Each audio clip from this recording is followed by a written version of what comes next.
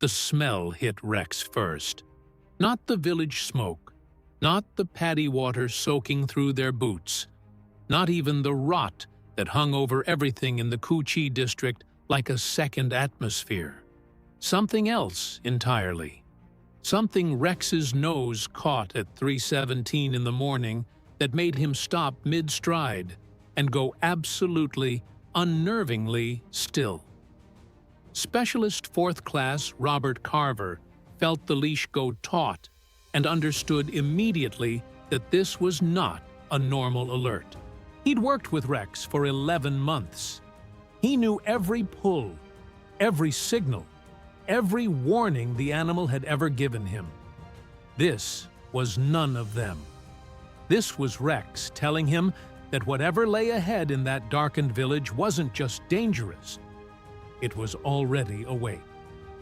Robert Bobby Carver was 22 years old, born and raised in Knoxville, Tennessee, the son of a high school football coach who'd taught him that the best teammates never needed to speak. Bobby had applied that lesson to every relationship in his life, none more completely than the one he'd built with Rex, a 3-year-old German Shepherd with a scar across his left ear and a habit of sleeping with his head across Bobby's boots. They'd been paired in the 47th Scout Dog Platoon, 25th Infantry Division, 6 weeks after Bobby arrived in country. From that first morning together, Rex had never once led him wrong. But this alert was different. Rex hadn't signaled in any of the ways his training demanded. No sit, no point, no low growl angled toward the tree line. Just that impossible stillness. Weight shifted forward, nose lifted, every muscle locked. Bobby would spend the next 47 minutes learning what Rex had already understood in the dark. If you're watching this, you understand that military history isn't only about firepower and tactics. It's about the bonds forged under impossible conditions, between soldiers, between units, and sometimes between a man and the animal whose instincts kept him alive when nothing else could. This channel exists to tell those stories with the accuracy and respect they deserve, honoring the service of every man and dog who walked into the dark so others didn't have to.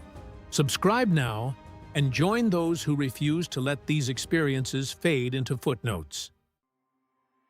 Bobby Carver hadn't intended to end up in Vietnam with a dog. He'd enlisted in the spring of 1967 with the vague but earnest conviction that he was doing something his father's generation would recognize as necessary. His father hadn't said much when Bobby told him, just squeezed his shoulder once and walked back to the kitchen.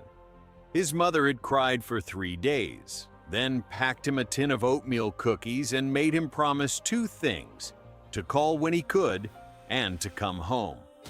She hadn't specified what "come home" meant exactly. Bobby had assumed she meant him.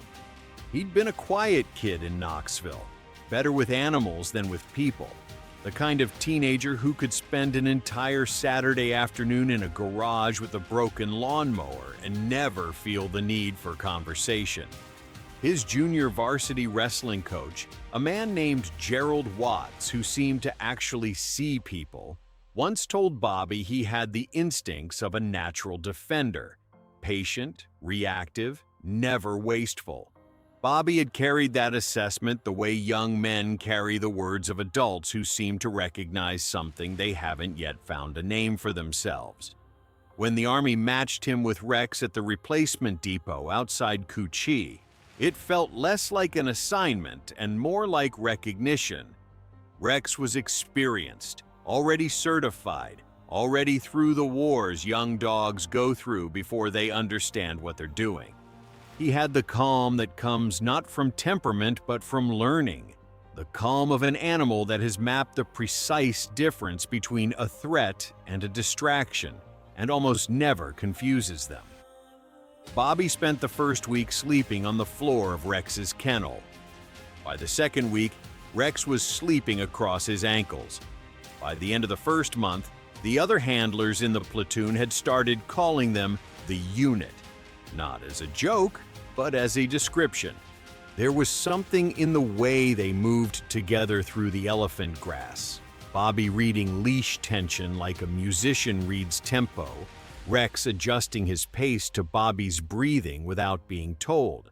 That made other soldiers stop and watch. They had lost one handler in the platoon during Bobby's third month in country. Bobby had found Rex sitting outside that man's empty bunk for 2 days afterward, not moving except to eat. He'd sat down next to him and didn't say anything. Rex had eventually put his head on Bobby's knee. That was the night Bobby understood what they actually were to each other. The Coochie District in early 1969 represented one of the most complex counterinsurgency problems American forces had encountered anywhere in the Vietnam War.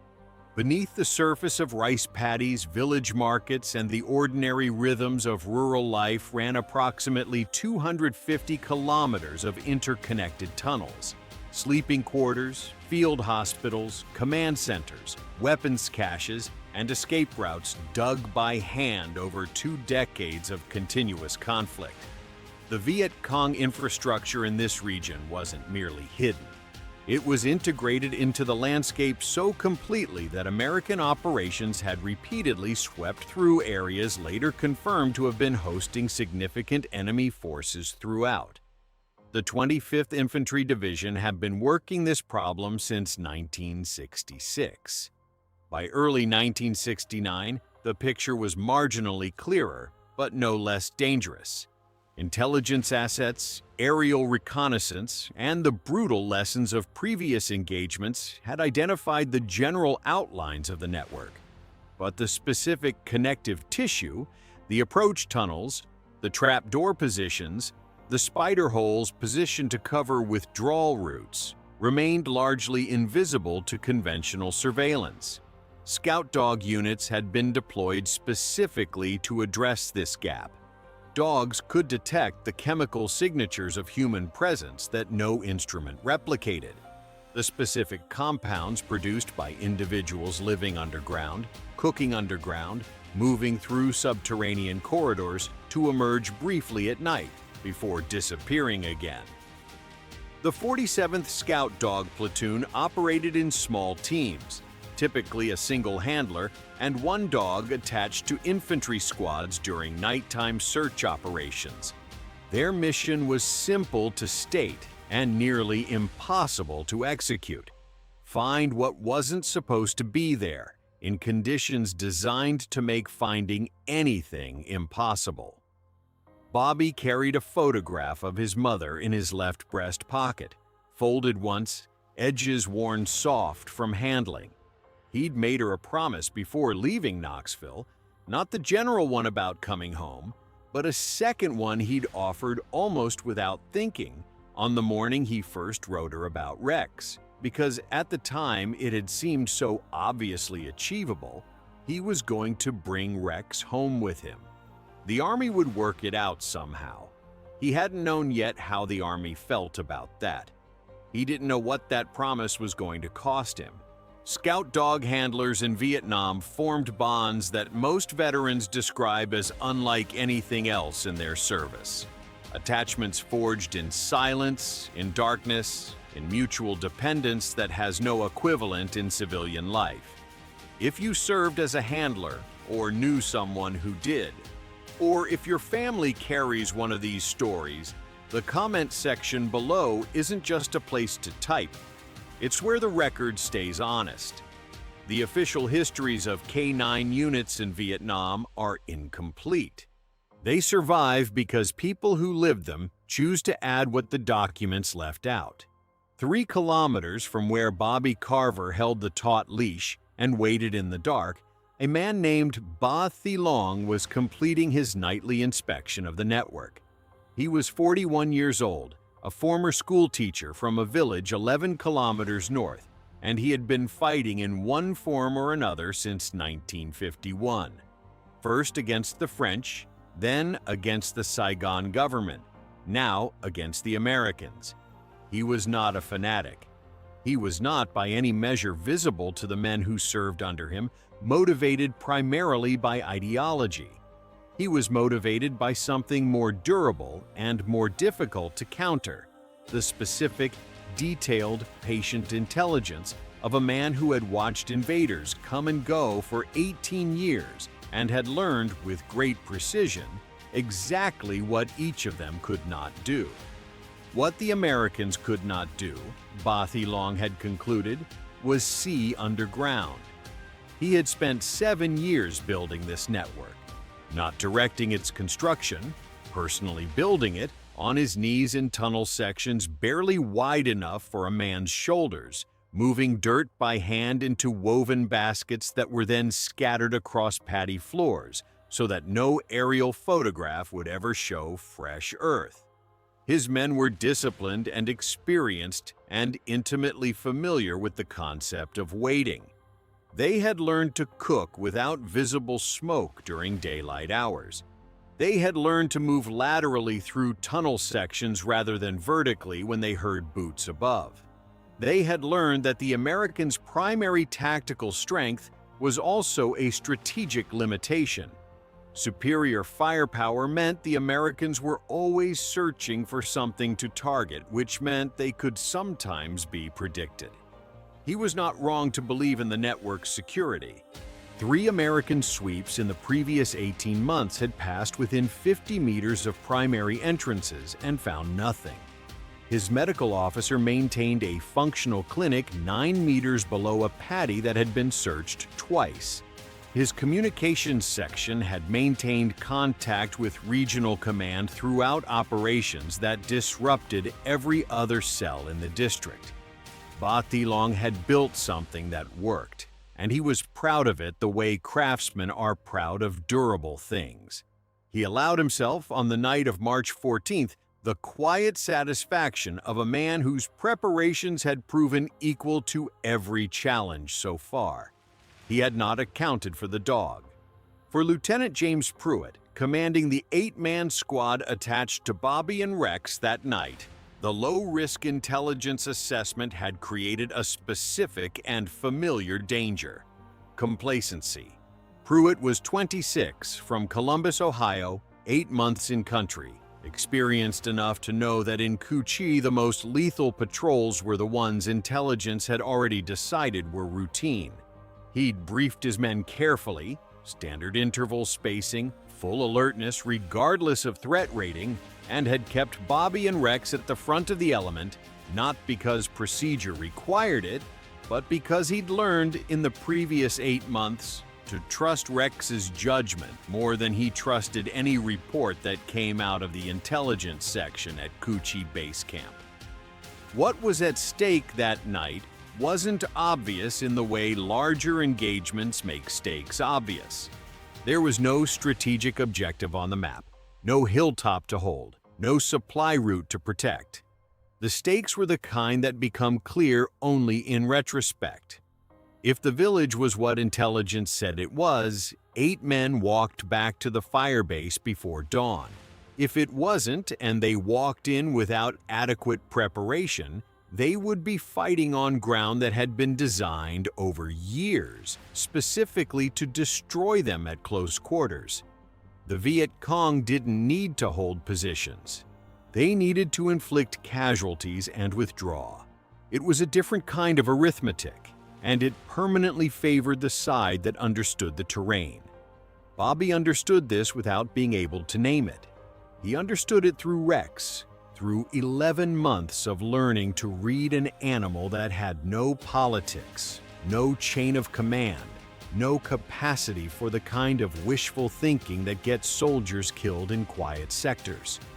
Rex moved forward, or Rex stopped.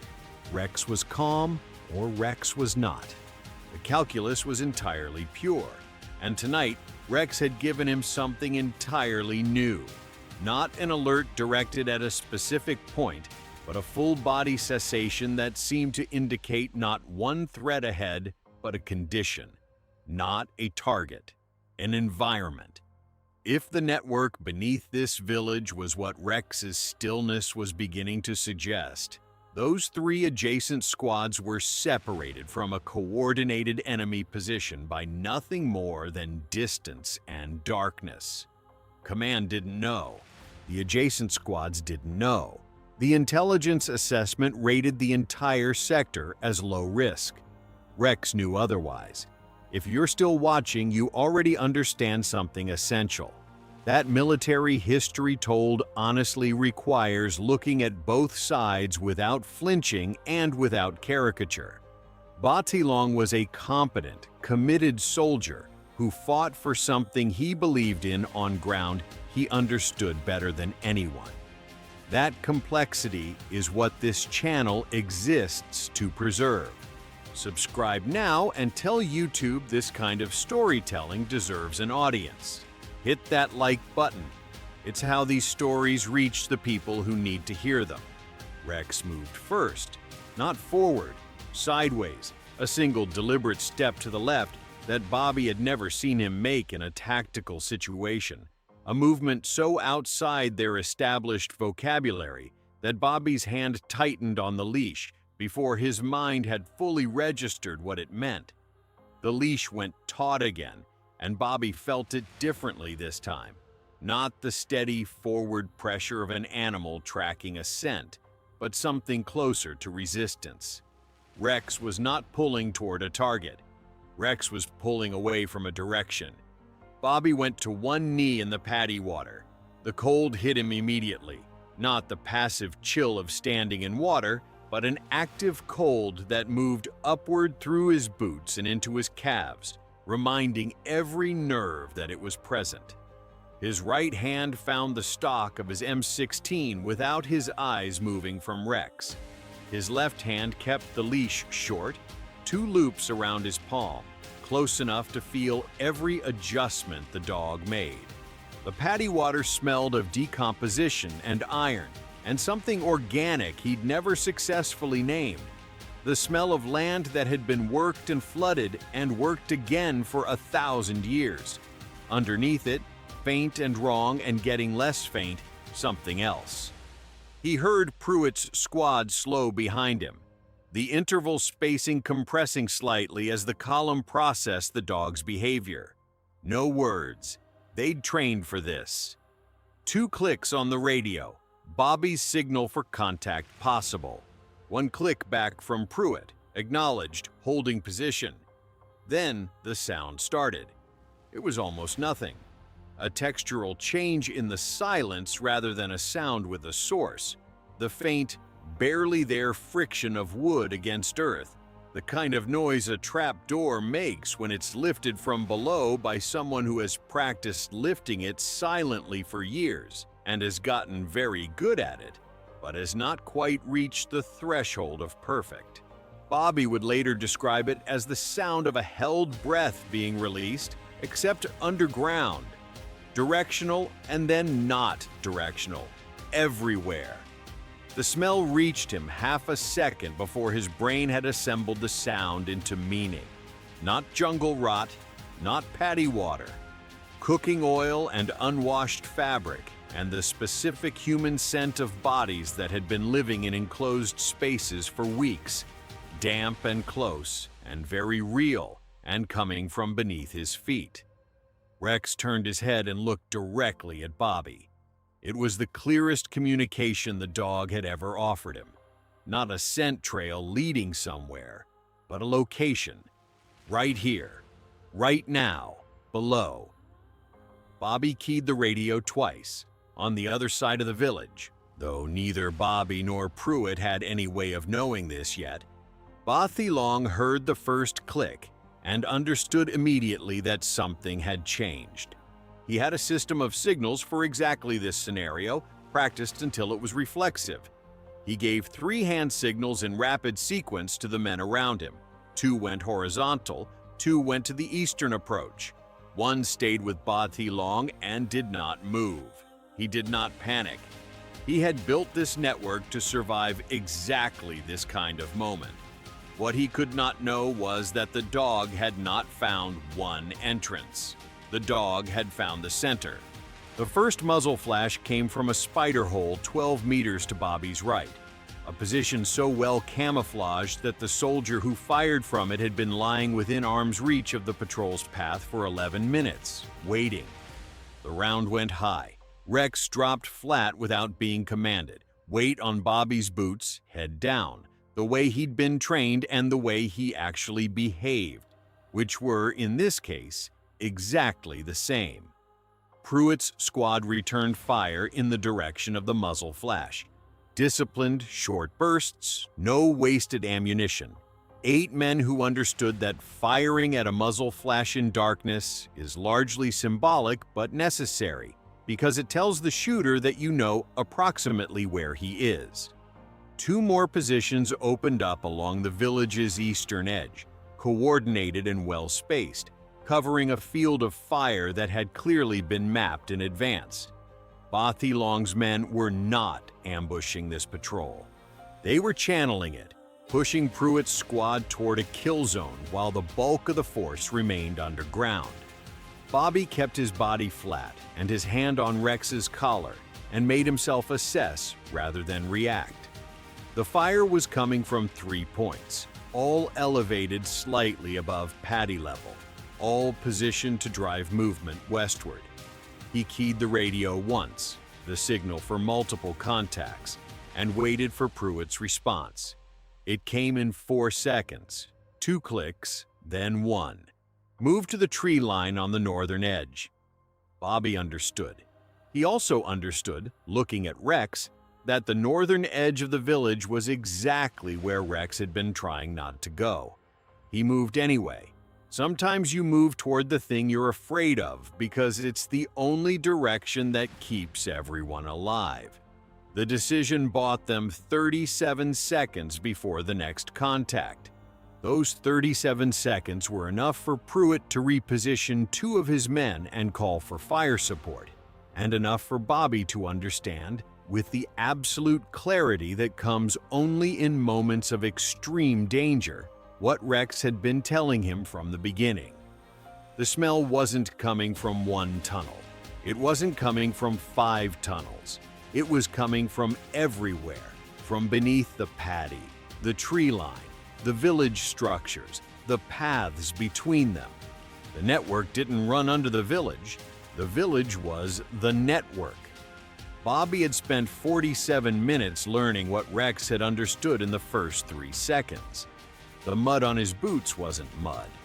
The liquid moving around his ankles in the dark wasn't entirely paddy water.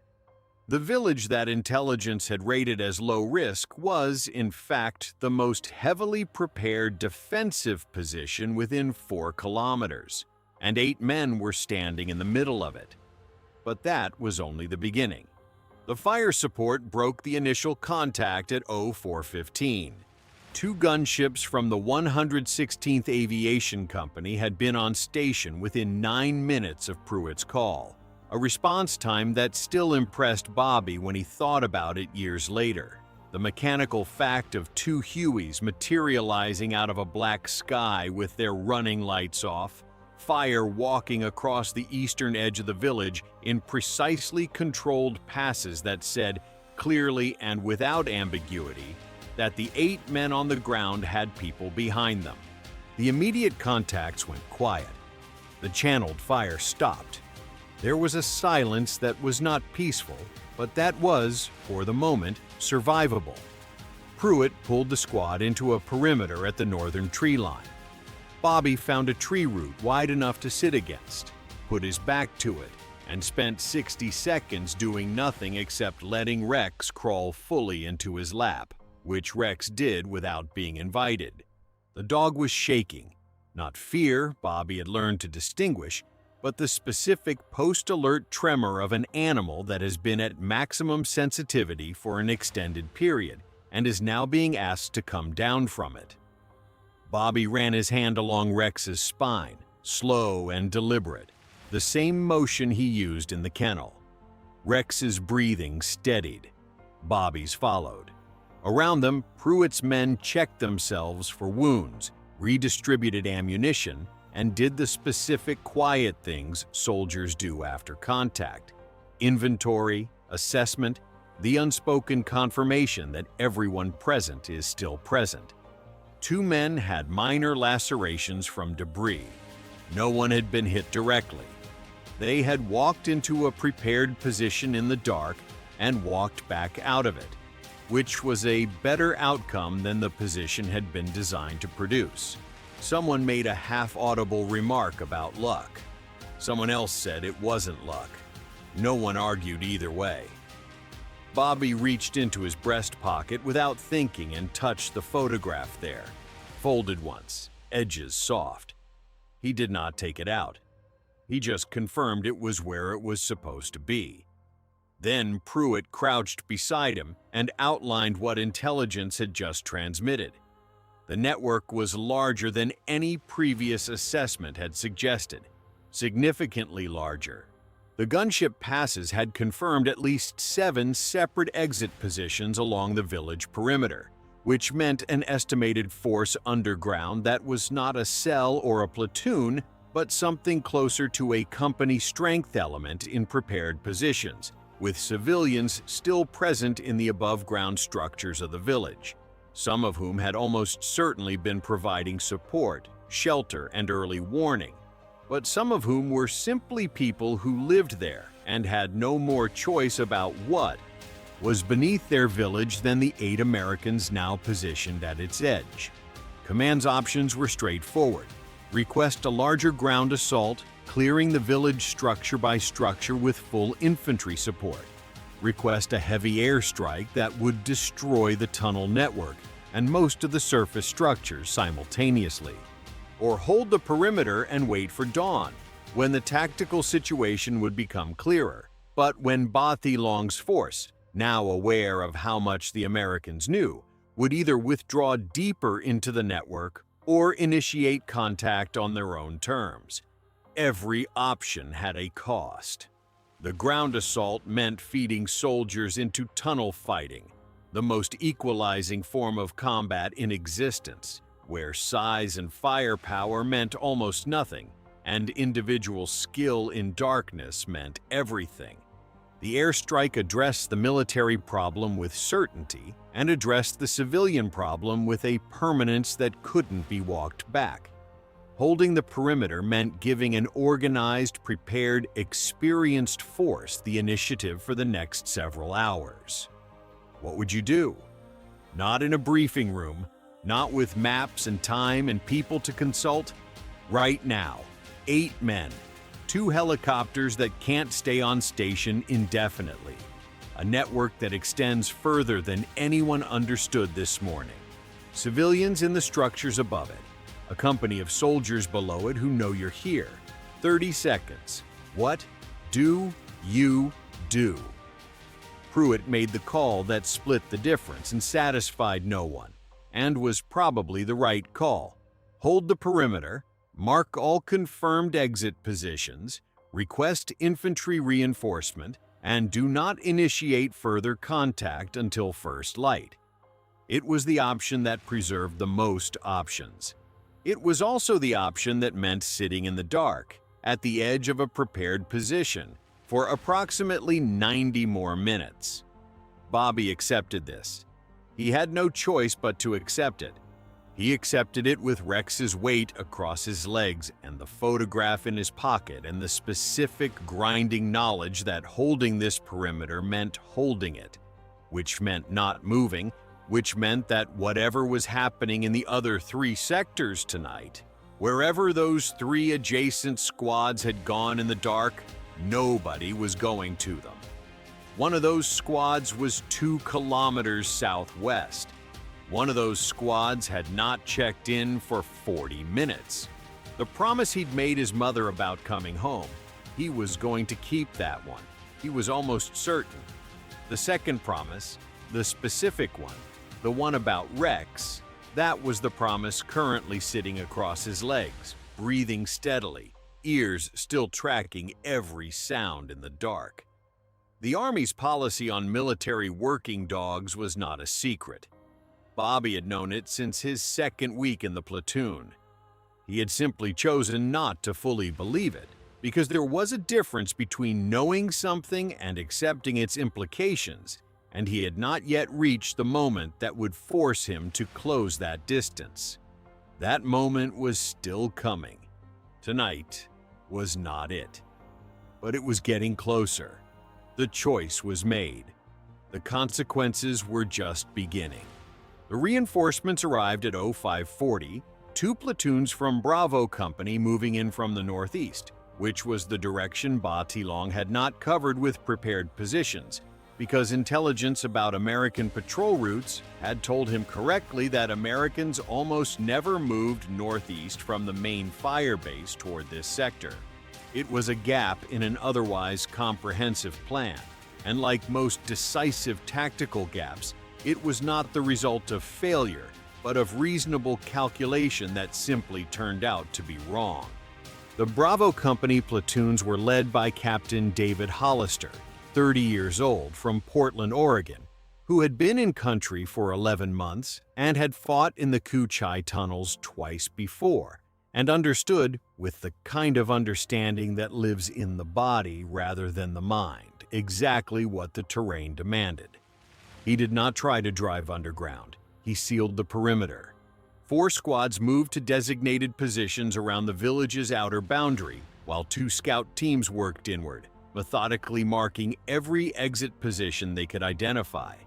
It was slow work, and it was dangerous work, and it required exactly the kind of patient, systematic effort that Ba Tilong had spent years calculating the Americans were constitutionally incapable of. He had been correct about most American units in most situations. He had not accounted for a captain who had learned at considerable personal cost that patience was the only tactic that worked underground. Bobby kept Rex working the perimeter as the seal tightened. Rex found 3 exit positions that the visual sweep had missed. Trap doors beneath root systems, 1 beneath a structure wall, 1 concealed under a cooking fire's ash bed that was cold enough to walk across, but warm enough to mask the thermal signature of the shaft below it. Each time Rex stopped and sat, Bobby marked the position, and the cordon moved to cover it. It was methodical in the way that surgery is methodical, slow, precise, unremarkable from a distance, catastrophic in its implications for what lay beneath. Ba Tilong understood, at approximately 0600, that the cordon was complete. He had been in situations before where exits were covered, and the choice became between fighting upward and withdrawing laterally to the secondary network. He gave the order to move laterally. 60% of his force complied within the first 10 minutes, organized, disciplined, exactly as trained. The remaining 40% were in sections of the network that the cordon had cut off from lateral movement before the order reached them. What followed was not a battle in the conventional sense. It was a series of small, terrible engagements in the space between the network's surface exits and the American positions covering them. Men emerging into the pre-dawn light at positions they'd calculated as viable and discovering they were not. Fighting at ranges where training and adrenaline and pure will determined outcomes more completely than any tactical advantage either side possessed. It wasn't about firepower anymore. It was about refusing to quit when the logical mathematics of the situation said quitting was the only rational option remaining.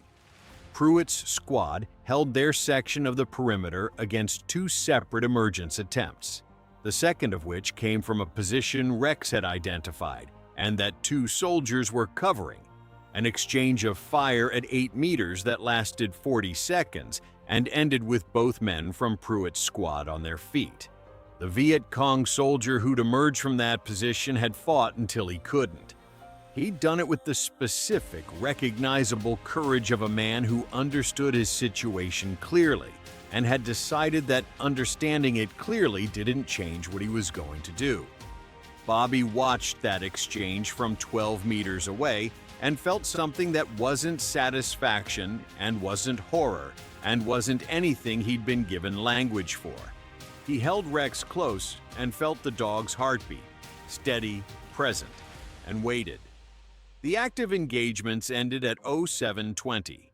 The primary network in this sector had been isolated. Ba Tilong had withdrawn with the majority of his force intact, which was itself a demonstration of what 7 years of preparation bought you. Not immunity from being found, but the infrastructure to survive being found and continue operating. He had lost men. He had lost positions. He had not lost the capability that those positions were built to protect. The 3 adjacent squads were accounted for. One had made contact with a smaller element at 0450 and disengaged without casualties. One had reported nothing unusual. The third, the one 2 kilometers southwest that hadn't checked in for 40 minutes, was found at 0615. All present, radio malfunction, waiting in a drainage ditch for a situation they'd heard on their operational frequency and correctly assessed as not their fight. The stakes that Pruitt's patrol had been carrying, the 3 divisions cut off if the network remained fully operational and unknown, had been addressed not by destroying the network, but by mapping it, sealing it, and forcing its operators to make choices under pressure rather than from positions of complete invisibility. It wasn't the solution anyone would have planned. It was the solution the night had produced. Command would later describe the operation as a significant intelligence success. The men who'd spent the night in the paddy water described it differently, in terms that didn't appear in after-action reports. Victory came, but the cost was still being counted. The American casualties from the night's operations across all 4 sectors were 11 wounded, 3 seriously. Men who would spend months in hospitals in Japan and then in stateside VA facilities, processing injuries that the official reports would categorize as non-life-threatening and that the men themselves would never describe that way. No Americans killed in action in this sector on this night. A fact that felt, in the morning light, like something that could have gone differently in approximately 30 separate moments, each of which someone had navigated correctly without knowing whether they were navigating it correctly. The Viet Cong casualties were harder to assess with precision, as they always were in tunnel operations. Confirmed, 9 dead recovered from near-surface exit positions. Estimated, between 15 and 25 additional casualties based on blood trails, abandoned equipment, and medical supplies found in tunnel sections that were subsequently cleared. Among the confirmed dead was a man whose identification papers identified him as a teacher from a village 11 kilometers north. He was 41 years old. He had a photograph in his wallet of a woman and 2 children, the younger of whom was perhaps 8 years old. A medic found the photograph and set it aside rather than leaving it in the paperwork, and for a reason he couldn't have fully explained, he held onto it for the rest of his tour before mailing it anonymously to the Red Cross with a note that said only, "A family should know." The civilians in the village surface structures were unharmed. 14 people, ranging in age from elderly to infant, who had spent the night in a situation they had not chosen and could not leave, and whose relationship to the network beneath their homes was never fully determined to anyone's satisfaction, including the intelligence officers who spent 2 weeks trying to determine it. The village itself was largely intact. 3 structures had been damaged during the firefight. The paddy fields bore the marks of the engagement in the way paddy fields in Cu Chi always bore such marks. Incompletely, because the land absorbed and redistributed evidence of violence with an efficiency that had, over 2 decades of continuous conflict, become its primary characteristic. Bobby sat at the edge of the paddy at 0740 and let Rex work through the post-operation routine. Eat, water, check pause for lacerations, listen to Bobby's voice for 10 minutes regardless of what Bobby was saying. Bobby talked about Knoxville, about the Tennessee River in October, about his mother's kitchen and the specific smell of the cookies she made. Rex listened with the focused, patient attention he gave everything Bobby said, which was the same attention he gave every scent and sound in the field, which was the same attention he had given the darkness at 3:17 in the morning, which was how they were both still here.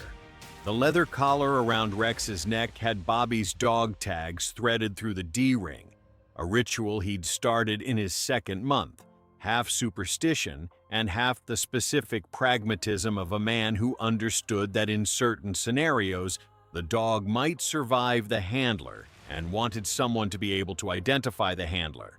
He touched the collar now, felt the tag's edges, felt the wear in the leather where Rex's fur had gradually darkened and softened it over 11 months of shared sweat and paddy water and jungle rot.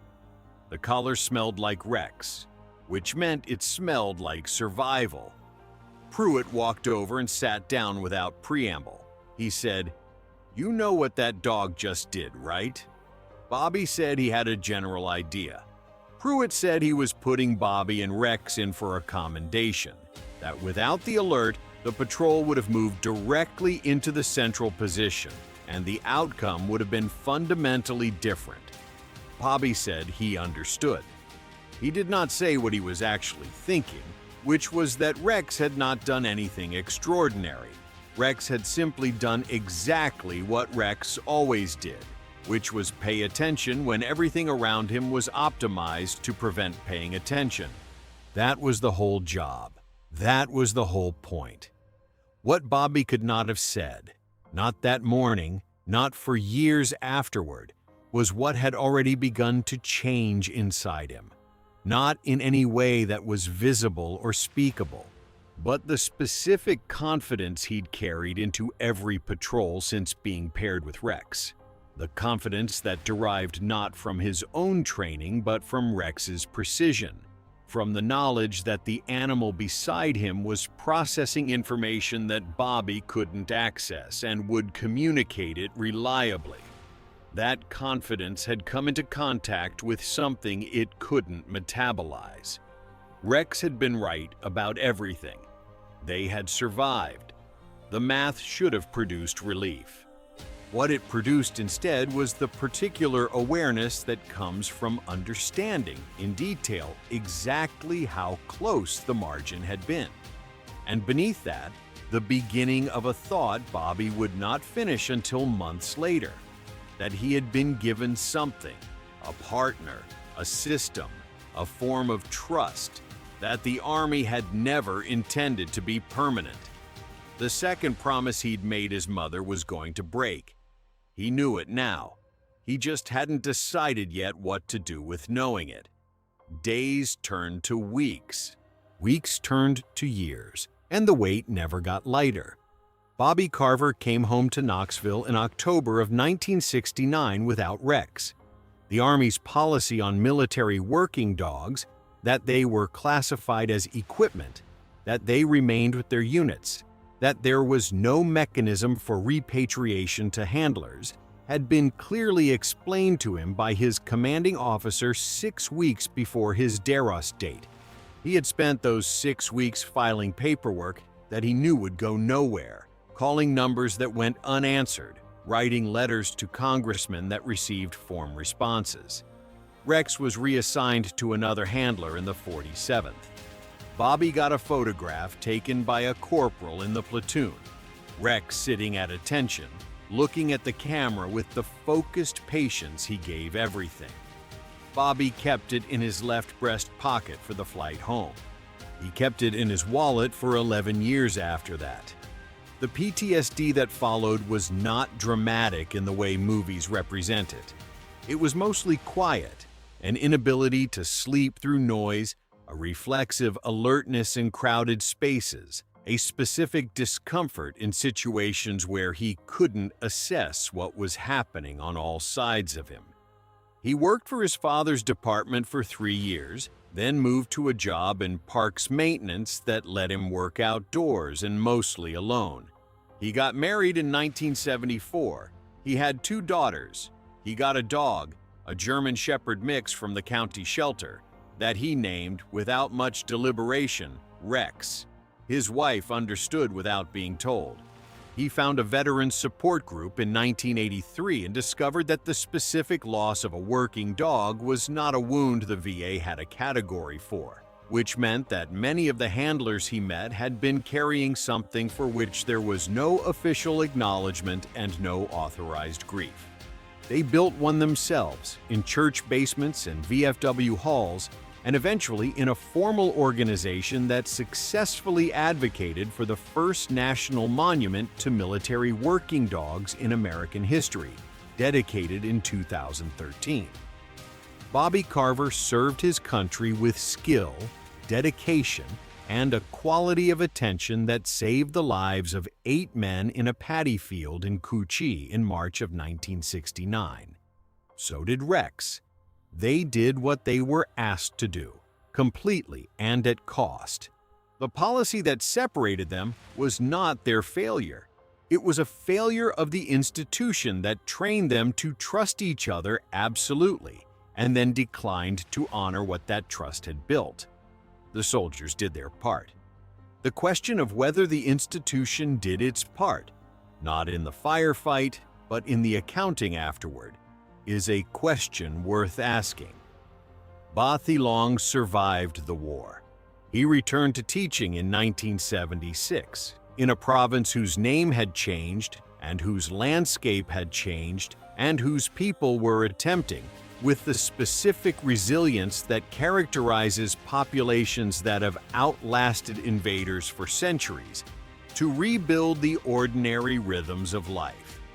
He never spoke publicly about his years in the network, so far as any available record shows. He raised 2 children. He died in 2011.